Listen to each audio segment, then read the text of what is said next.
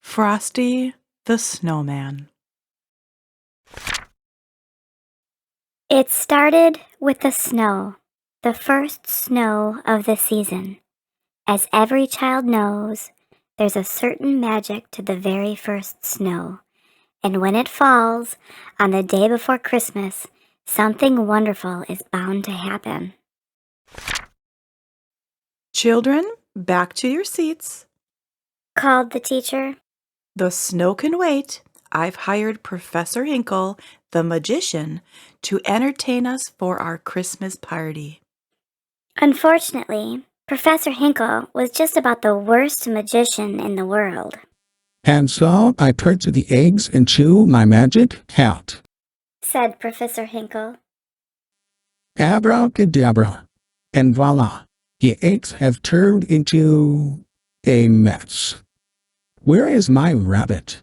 Hocus Pocus, where are you? He didn't know that his rabbit, Hocus Pocus, was hiding in the hat. The only thing this hat is good for is the trash can, said Professor Hinkle. But the hat didn't stay in the trash for long. That hat, with Hocus Pocus underneath, hopped out the door. That was when the bell rang. The children were free for the whole Christmas holiday. Hey, look at the snow!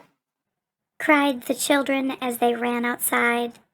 They worked together to build the first snowman of the season. Once the children had given him eyes, a nose, and a mouth, it was time to name him. How about Frosty? asked Karen. Frosty the Snowman. The children danced around Frosty as they sang about his button nose and his eyes made of coal. Come back here, you, cried Professor Hinkle, chasing Hocus Pocus. Suddenly, a gust of wind blew that hat onto Frosty's head. Happy birthday, said the snowman. Karen gasped and said, That hat brought Frosty to life. It must be magic. When Professor Hinkle heard that, he wanted the hat back.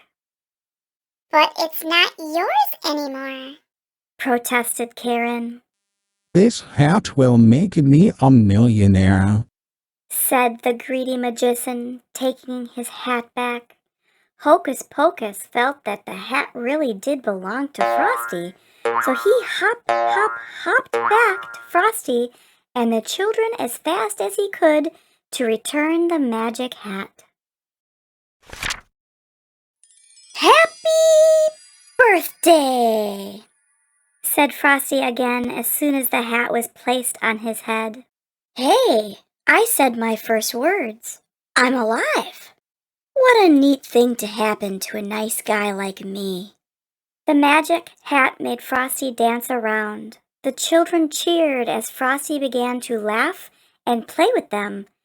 There had never been such a wonderful winter day. When the sun peeked out from behind the clouds, Frosty exclaimed, Oh, I'm all wishy-washy. I'm starting to melt. The children knew they needed to take Frosty someplace where he'd never melt, like the chilly North Pole.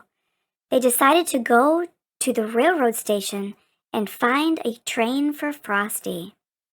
Let's have a parade through town, shouted Frosty.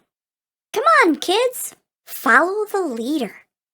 All too soon, it was time for the train and Frosty to leave. I'll go with you, Frosty, said Karen. I'm sure I'll be back in time for supper.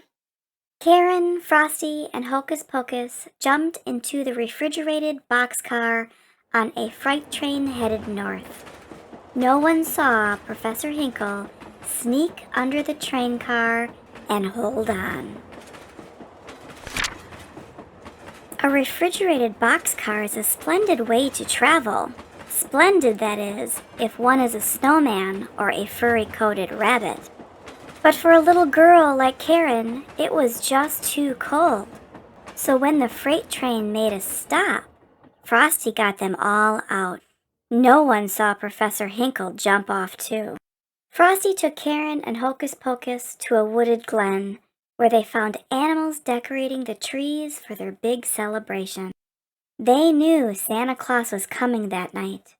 After Hocus Pocus spoke to the animals, they agreed to build a campfire to keep Karen warm. But it didn't take long for Professor Hinkle to catch up with the friends. "Get on my shoulders, Karen," cried Frosty. Frosty, since he was made of snow, was the fastest belly whopper in the world. Soon he and Karen were sliding down a hill, leaving that greedy Professor Hinkle far behind. At the bottom of the hill was a tiny greenhouse for growing tropical poinsettias for Christmas. It was the perfect place for Karen to stay warm. Frosty, you'll melt in here, warned Karen. "I'll only stay inside for a minute," Frosty reassured her. But that nasty Professor Hinkle caught up with them once again.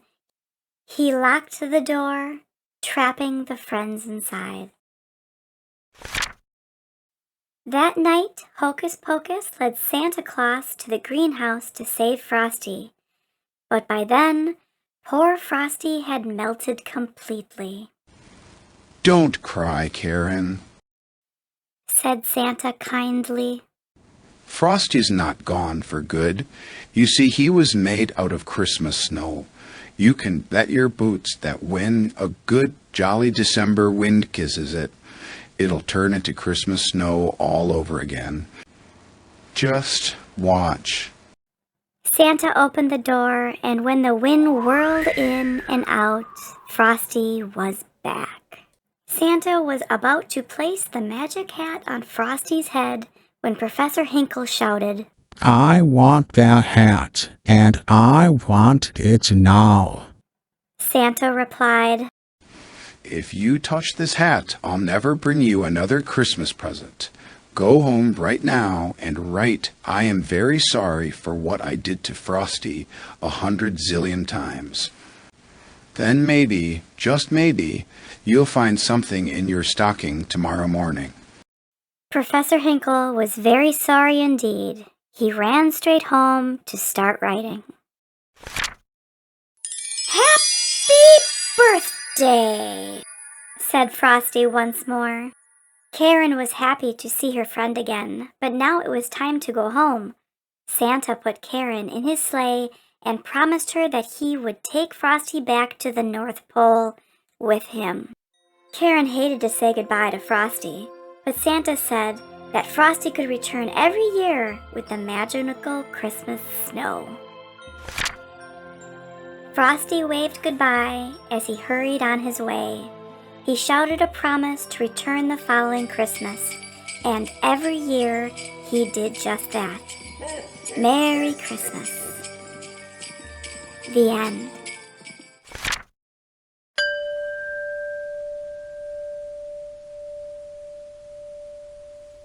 Good night, Cole. Booba loves you.